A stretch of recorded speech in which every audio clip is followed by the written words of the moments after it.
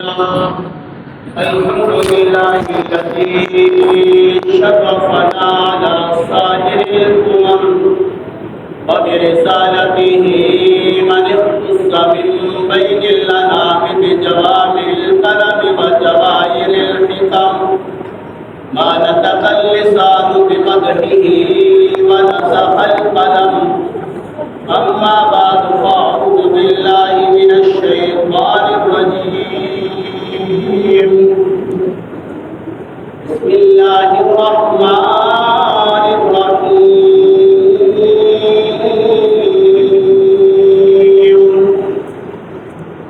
رحماء بينهم تراهم ركعا سجدا يبتغون فضلا من الله ورضوانا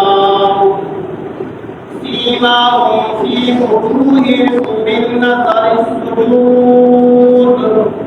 صدق الله مولانا العظيم وبلغنا رسوله النبي الكريم ونحن على ذلك لمن الشاهدين والشاكرين والحمد لله رب العالمين.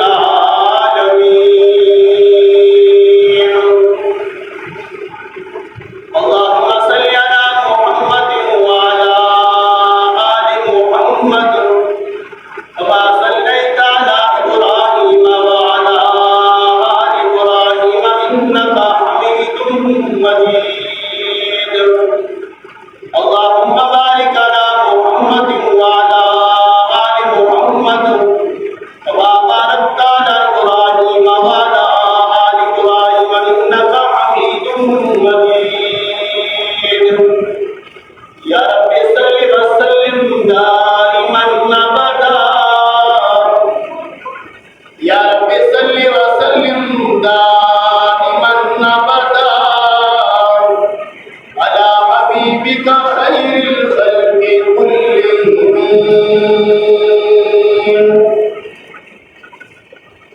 معززین قابل صدر احترام، آپ حضرات کے سامنے قرآن پاک فرقان حمید کی ایک آیت مبارکہ تلاوت کی ہے، جس آیت کے اندر اللہ تبارک و تعالیٰ نے امام الانبیاء، سرور کونین، تاجدار انبیاء، خاتم النبیین علیہ السلام کے اصحاب کے محاسن، ان کے اوصاف اور ان کی فضیلت اور ان کی باہمی آپس میں الفت اور محبت کا ذکر کیا ہے۔ گزشتہ جمعے کے اندر سید الشہداء سیدنا امیر حمزہ رضی اللہ تعالی عنہ کے فضائل پر چند واقعات کی تھی۔ اس جمعے کے اندر آپ علیہ السلام کے جانثار غلام، آپ علیہ السلام کے معظم اور آپ علیہ السلام کے خزانچی، جس کو کائنات سیدنا بلال حبشی رضی اللہ تعالی عنہ کے نام سے جانتی ہے۔ سیدنا بلال حبشی رضی اللہ تعالی عنہ حبشہ کے رہنے والے تھے۔ آپ کا اسم و نسب کسی کو معلوم نہیں تھا، گمنام تھے۔ جب اللہ تبارک و تعالیٰ کے پاک پیغمبر کی بارگاہ میں آگے آپ کی دامن رحمت کے ساتھ چمٹ گئے، اللہ تبارک و تعالیٰ نے ایسا مقام، ایسا نام بلند کیا۔ اللہ تبارک و تعالیٰ کے پاک پیغمبر کی صحبت میں بیٹھنے کی وجہ سے اللہ نے ایسی عظمت عطا فرمائی، چلتے تو زمین پر تھے، قدموں کی آگ عرش بری پر سنائی دیتی۔ یا علیہ السلام کے ساتھ جس چیز کی نسبت ہو جاتی ہے، اللہ تبارک و تعالیٰ اس نسبت کی وجہ سے، اس عظمت کی وجہ سے اس چیز کے مقام کو، اس کے نام کو بلند فرما دیتے ہیں۔ سیدنا بلال حبشی رضی اللہ تعالیٰ عنہ امیہ بن خلف کے غلام تھے۔ آپ علیہ السلام کے معجزات کو دیکھا، آپ علیہ السلام کے اوصاف کو دیکھا، دل کے اندر رغبت پیدا ہوئی، کیوں نہ اس نبی کا کلمہ پڑھا جائے جس کے اوصاف ایسے ہیں، جس کے اوصاف اور سیرت اور صورت ایسی ہے جس کو دیکھ کر بکری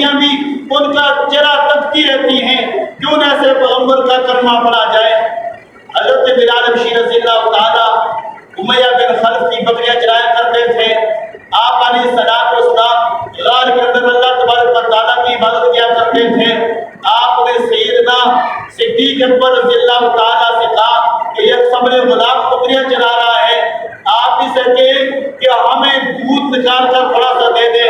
لیکن قربان نے سیدنا بلال حبشی رضی اللہ تعالیٰ کی ایمانداری پر فرمایا کہ بکریاں ضرور میں چلاتا ہوں، لیکن ان کا دودھ نکال کر میں نہیں دے سکتا، اس لیے کہ بکریاں کسی کی ہیں، میں ان کا غلام ہوں، بکریاں چلا رہا ہوں، جب تک مالک اجازت نہیں دے گا اس وقت تک دودھ نکال کر نہیں دے سکتا۔ یہ ایمانداری آپ علیہ الصلوۃ والسلام کی صحبت میں رہنے والوں کی کیسی ہے؟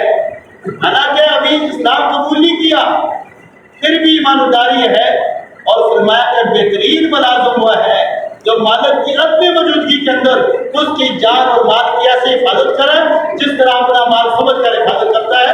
اللہ تبارک و تعالیٰ نے قرآن کے اندر انہی لوگوں کی صفات کو ذکر کیا۔ سب سے پہلی چیز ایمانداری بڑی چیز ہے۔ حضرت بلال نے ایمانداری کو مظاہرہ کیا، آپ کو بلال کی یہ ادا بڑی پسند آئی، اور بلال کے یہ دعا ایسی کی، اللہ تبارک و تعالیٰ کے پاس عمر کی دعا قبول ہوئی، اللہ نے اس کو اپنے حبیب کی مسجد کا مؤذن بنا دیا، فرمایا کہ جب تک بلال اذان نہیں دے گا میں سورج کو طلوع نہیں کروں۔ ایمانداری کا نتیجہ یہ ہوتا ہے۔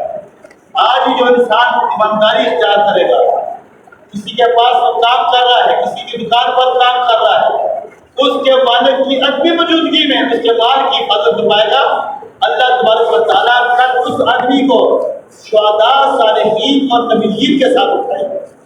ہر انسان کوشش کرتا ہے کہ میرے نام آواز زیادہ ہو، اگر انسان اس طرح کے معاملات کرنا شروع کر دے گا اللہ تبارک و تعالیٰ اس کے مقام کو بدل دے گا۔ بس اب انسان کہتا ہے کہ بس نماز پڑھ لی، روزہ رکھ لیا، یہ بڑی عبادت ہے۔ معاملات کے اندر اپنے آپ کو انسانیت ظاہر کرنا سب سے بڑی عبادت یہ ہے۔ بعض دفعہ انسان حج پر چلا جاتا ہے، عمرہ کرنے کے لیے چلا جاتا ہے، لیکن اس کا معاملات لوگوں کے ساتھ درست نہیں ہوتا، تو وہ معاملات درست نہ ہونے کی وجہ سے وہ حج قابل قبول نہیں ہوتا جب تک مخلوق کی خدا کو راضی نہ کرے۔ تو آپ نے فرمایا کہ صدیق، یہ کیا مانتے ہیں یہ بکری اس کے آقا کی ہے، لیکن وہ سیدھی سی بکری ہے، اگر اجازت تو ہو تو اس کا دودھ نکال دے۔ فرمایا کہ آپ پر آپ میرا جان بھی قربان، سب چیز قربان، لیکن یہ بکری بیمار ہے، دودھ نہیں دیتی ہے، تو اگر آپ دودھ نکال سکتے ہیں تو بہتر سے اجازت ہے۔ فرمایا کہ صدیقی سے کہنا اجازت دینا تیرا کام ہے، اس بکری کے تھنوں سے دودھ نکالنا میرے رب کا کام ہے۔ آپ علیہ السلام کو اجازت دی گئی، آپ نے اپنا دست نبوت بکری کو اوپر پھیرا، اللہ نے بکری کو ادا کر دیا، فرمایا اے بکری پہلے تیری نسبت امیہ بن خلف کی طرف تھی، اب تیری نسبت محمد رسول اللہ کے ساتھ ہو چکی۔ بکری نے دودھ دینا شروع کیا، حضرت ادھر بکری کے تھنوں میں دودھ اترا، ادھر صدیق کی ساتھ بلال حبشی رضی اللہ تعالی عنہ کے دل کے اندر ایمان کی نورانیت، ایمان کی حلاوت، ایمان کی مٹھاس اترتی رہی۔ حضرت بلال دیکھتے رہے، بکری دودھ دیتی رہی، دھیرے دھیرے میں امام الانبیاء علیہ السلام کا کلمہ پڑھ لیا، امام الانبیاء کی رسالت کو تسلیم کر لیا، اور پیسرفتہ نبی علیہ السلام کا کلمہ پڑھا۔ اسی طرح دل میں اشتیاق پیدا ہوتا رہا۔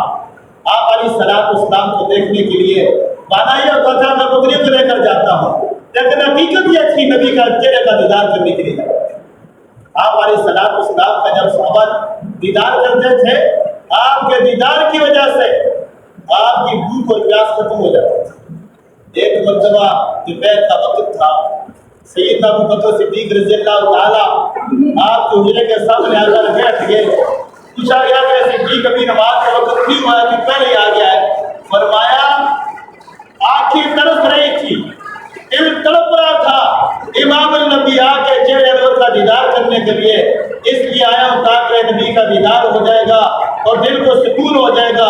آپ کے دیدار کی وجہ سے آنکھوں کی ٹھنڈک ہوگی اور جو دل میں بھوک ہے اور وہ بھوک کی تڑپ ختم ہو جائے گی۔ سیدنا بلال حبشی رضی اللہ تعالیٰ عنہ نے جب ایمان کا اظہار کیا۔ جب ایمان کا اظہار کیا امیہ بن خلف کو غصہ آ گیا، کہنے لگا غلام میرا ہے، میرا کھاتا ہے، لیکن کلمہ نبی کا پڑھتا ہے، ہمارے وہ اجداد کے دین کو چھوڑ دیا۔ اتنا ظلم و ستم رہا، اگر وہ ظلم و ستم پوری دنیا پر تقسیم کیا جائے وہ ظلم و ستم پھر بھی کم ہے جتنے سیدنا بلال حبشی رضی اللہ تعالیٰ پر ظلم و ستم رہا۔ سیدنا بلال حبشی رضی اللہ تعالیٰ عنہ کو تپتے ہوئے ہزاروں پر لٹا دیا جاتا، آپ کے جسم کی چربی پگھلتی اور اس ہزاروں کو بجھا دیتے۔ دوپہر کے وقت عرب کی ریتیلی زمین جو تپتی اور ریتیلی زمین پر لٹا دیتے تاکہ اس کا عذاب میں اضافہ ہوگا، نبی کے کلمے کو چھوڑ دے۔ اور مکہ کے دہشت گرد اور بدماش لوگ آپ کے گلے میں رسی ڈال کر مکہ کی گلیوں کے اندر گھسیٹتے تاکہ لوگوں کو پتہ چل جائے جو نبی کا کلمہ پڑھے گا اس کے ساتھ کس طرح کا سلوک کیا جائے گا۔ لیکن قربان جائے بلال کی استقامت پر، ان کے صبر پر، ان کے مضبوط اور قوی ایمان پر، اور وہ مار کھاتے کبھی بھی نہیں تھکے، جو مارنے والے تھے وہ تھک جاتے تھے، لیکن بلال حبشی رضی اللہ تعالیٰ عنہ مار کھاتے کھاتے ان کے ایمان کو بہت زیادہ اضافہ ہوا۔ انہوں نے یہ سمجھا تھا بلال کو ماریں گے ایمان کمزور ہو جائے گا، بلال ڈر جائے گا۔ ان کو یہ نہیں پتا تھا اللہ نے بلال کو قبول کر لیا ہے، ایسی قبولیت ہے، اور سب سے پہلے نبی کو ملتمس ہے جنت میں جانے والا بھی بلال۔ اتنا بڑا مقام کس لیے عطا ہوا؟ نبی کی صحبت کی وجہ سے، اسلام کی خاطر، نبی کی محبت میں، نبی کی عشق کے اندر مارے کھائی اللہ نے ایسا قوی اور مضبوط ایمان عطا فرمایا، ایسا مرتبہ عطا فرمایا، فرمایا کہ بلال میری امت میں سب سے پہلے، گویا کہ تمام نبیوں سے پہلے، گویا کہ مجھ محمد رسول اللہ سے پہلے بھی تو جنت میں جائے گا۔ میں کہ یار اس کا اتنا بڑا مقام آپ کا تو ہے، میرا تو نہیں ہے۔ اور میں کہ بلال تو میرے اونٹ کی مہمان پکڑے گا، سب سے پہلے تو جنت میں جائے گا، بعد میں جنت میں جاؤں گا۔ اللہ تبارک و تعالیٰ جو نبی کی صحبت میں آ جاتا ہے، اللہ تبارک و تعالیٰ کو ایسا مقام، ایسی عظمت اور ایسی بلندی عطا فرما دیتا ہے۔ آپ علیہ الصلوۃ والسلام جب معراج پر گئے تو آپ نے جنت کی سیر کی ہے، دھول ملی، کہنے لگی کہ یا رسول اللہ صلی اللہ علیہ وسلم ہر سال و سال مجھے بلاؤ سردار کیا جاتا ہے، آپ کی امت کا وہ کون سا شخص ہے، وہ کون سا خوش نصیب ہے جس کے مقدر میں ہوں۔ آپ علیہ السلام مسکرائے، فرمایا کہ وہ بلال ہے۔ فرمایا کہ یا رسول اللہ میں دیکھنے جاتی ہوں بلال کس طرح کا ہے۔ آپ علیہ السلام نے اپنے ہتھیلی پر بلال کی تصویر دکھا دی، فرمایا کہ یہ بلال ہے۔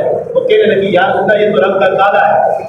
آپ نے فرمایا یہ میں کہہ رہا ہوں بلال ہے، لیکن اگر بلال کی مرضی تجھے پسند کرتا ہے یا نہیں کرتا۔ یہ عشق اور محبت ہوتی ہے جو نبی کا بن جاتا ہے، اللہ تبارک و تعالیٰ اس کی عظمتوں کو بلند فرما دیتے ہیں۔ اور سب سے پہلے نبی کی محبت ہے۔ ایک مرتبہ آپ سیدنا ابوبکر صدیق رضی اللہ تعالیٰ کے بیٹے عبد الرحمن، انہوں نے غزوہ بدر میں اسلام قبول نہیں کیا تھا، تو کہنے لگے کہ میرے ابا ایک مرتبہ آپ غزوہ بدر میں میری تلوار کی ساتھ کے نیچے آئے، میں نے اپنی تلوار کو پیچھے کر لیا کہ میرا ابا ہے، ابا سمجھ کر چھوڑ دیا۔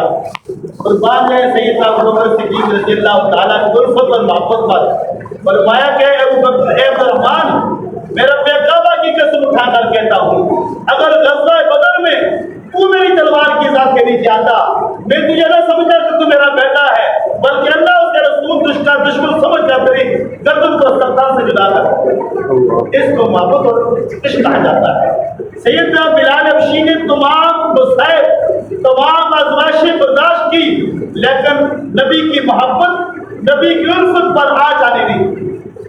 اور آپ علیہ السلام کی وصال پر مدار کے بعد آپ نے مدینہ چھوڑ دیا۔ ایک مرتبہ امام الانبیاء علیہ السلام آپ کے اندر آئے، آپ نے اپنا مسکن دمشق بنا لیا تھا، اور دیکھو جنہوں نے نبی کا کلمہ پڑھا، نبی کو دیکھا، نبی کی صحبت میں رہے، قیامت تک کے لیے اللہ نے ان کا مقام کو، ان کی عظمت کو، ان کی رفعتوں کو بلند فرمایا۔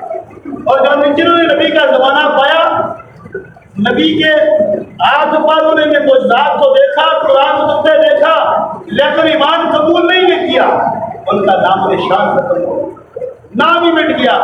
اب جس نے نبی کو بنایا اللہ نے اس کی عظمت کو بلند کر دیا۔ جیسا کہ آپ نے پڑھا تاریخ کی کتابوں کے اندر حلیمہ سعدیہ کے ساتھ 300 دائی آئی، لیکن جس نے نبی کو اٹھایا اللہ نے اس کی عظمت کو بلند کر دیا۔ جو 300 دائی تھے ان میں سے کسی کا نام تک نہیں سنا۔ من کان للہ کان اللہ، جو اللہ کو ہو جاتا ہے اللہ اس کو ہو جاتا ہے، اللہ اس کی وجہ سے اس کی عظمت کو اور رفعت کو بلند فرما دیتا ہے۔ اور جو دین کے ساتھ لگ جاتا ہے، دین کو اپنا لیتا ہے، دین کی سمجھ اور بصیرت کو اپنا کر اس پر عمل کرتا ہے، اللہ تبارک و تعالیٰ اس کے مقام کو، اس کی رفعت کو بلند فرما دیتے ہیں۔ اور اللہ تبارک و تعالیٰ دنیا والوں کے دل میں ان کی محبت پیدا کر دیتے ہیں۔ اب خدا ویسے کرنی، انہوں نے نبی کا زمانہ پایا لیکن نبی کا دیدار نہ کر سکے، لیکن نبی کی اتباع کرتے رہے۔ اللہ کے پاک محمد نے کیا فرمایا، اے عمر، اے علی، آپ نے جا کر خدا ویسے کرنی سے اپنے لیے دعا کروا دی۔ مقام کیوں ملا؟ اللہ تبارک و تعالیٰ نے نبی کی عظمت کی وجہ سے ان کو مقام عطا فرما دیا۔ وجہ قطب الدین بختیاری کاکی رحمۃ اللہ علیہ اللہ کے ولی ہیں، ہم نے ان کا زمانہ پایا نہیں ہے، نہیں ہم نے ان کو دیکھا ہے، لیکن اللہ نے ان کی محبت تمہارے دلوں میں ڈال دی ہے۔ کیوں ڈال دیا؟ انہوں نے اللہ اس کے رسول کو راضی کیا۔ اب بابا فرید الدین شکر رحمۃ اللہ علیہ اتنے اللہ کے ولی ہیں، خواجہ قطب الدین بختیاری کاکی جیسے اللہ کے ولی ان کے مریدین میں سے ہیں، لیکن ہم نے ان کا زمانہ نہیں پایا۔ اب ان کی کوئی گستاخی کرتا ہے، ان کی توہین کرتا ہے، ہم مرنے مٹنے کے لیے تیار ہو جاتے ہیں۔ اس لیے اللہ نے انہوں نے اللہ کو راضی کیا اور اللہ نے تمام مخلوق کے دلوں میں ان کی محبت کو پیدا کر دیا۔ دادا علی اجمیری رحمۃ اللہ علیہ کو ہم نے دیکھا نہیں ہے، بس ان کی کتابوں کو پڑھا، ان کے بارے میں سنا، لیکن اللہ نے ایسی دل میں محبت اور مٹھاس پیدا کر دی ہے، جب تک ان کا جلد روزے پر سلام نہ کریں انسان کو سکون نہیں ہوتا۔ وجہ کیا ہے؟ اللہ تبارک و تعالیٰ نے فرمایا جو میرا ہوتا ہے کائنات کو میں اس کے تابع بنا دوں۔ من کان للہ کان اللہ، جو اللہ کو ہو جاتا ہے اللہ اس کو ہو جاتا ہے۔ نبی کے صحابہ نے اللہ تبارک و تعالیٰ کے پاک محبت کی عظمت کی خاطر جانیں قربان کی۔ اللہ تبارک و تعالیٰ نے ان کے دلوں میں محبت پیدا کر دی اور تمام مخلوق کے دلوں میں اصحاب کی محبت کو پیدا کر دیا۔